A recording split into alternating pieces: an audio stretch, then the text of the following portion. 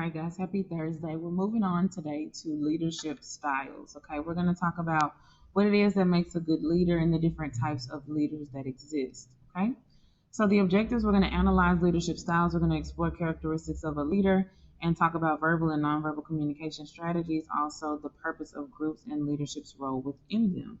Okay, so let's keep on pushing. So, leadership is the ability to influence other people. You all have, in your lifetime, you have been in a school, in a room where you have a person who just takes the lead when they're in a group project. They're the leader of the group project. They're usually people oriented. They want to get a common goal done, and they can motivate and inspire other people. There are multiple styles of leaders, okay? They can be used independently from one another or they can be together, okay? So these are personalities of the leader, personalities of the group members, and the task that is to be accomplished.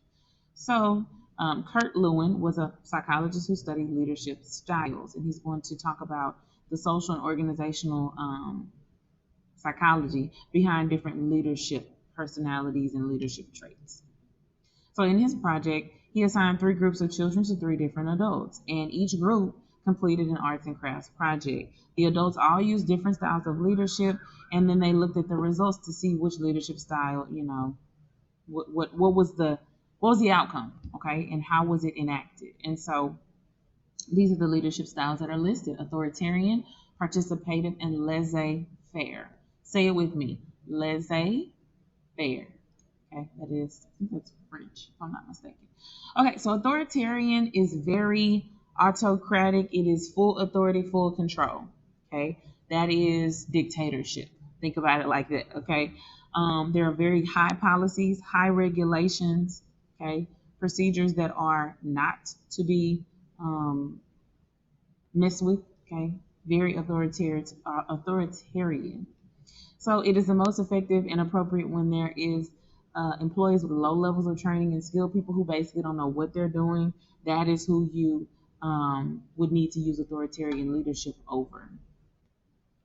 The advantages are that it is highly productive when there's a leader present, and it allows for quick decision making, because if I say, okay, everybody in this room is going to do 12 push-ups, and then I notice that nobody can do more than 3 push-ups, then I say, okay, now everybody's going to stop doing that and going to do crunches. If I'm the only person making decisions and I don't get anybody's input, it's easy for me to make changes.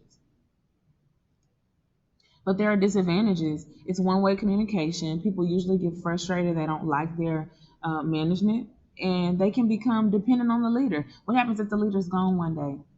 Then they don't know what to do.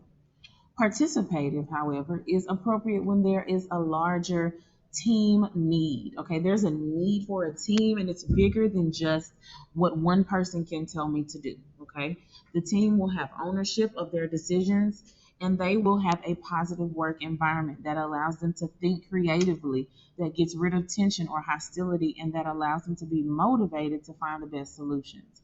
But the bad part of participative leadership is that decisions can take a while.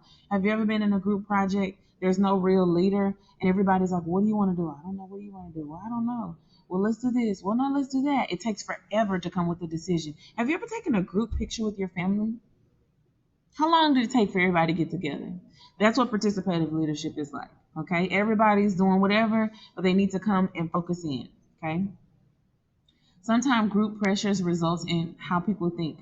For example, if you've ever heard of people who were on a jury, okay, for example, Breonna Taylor's jury, they had a grand jury that needed to preside over her case. Everybody that was a juror had to make a decision, but it's a group, and the whole group has to come up with one decision. But not everybody in the group thinks the same. So participative leadership is difficult. Laissez-faire, free reign. Hands off. That's literally what laissez-faire means. Hands off. It doesn't matter. Whatever. Whatever. We don't interfere. We just let things go with the wind. We just do whatever. It sounds good when you have experienced, educated, highly skilled people, but if there is no leadership, it can be very unproductive. Okay, it can be just like free, go with the wind, unproductive. All right, so the results are, we're going to talk about those next time.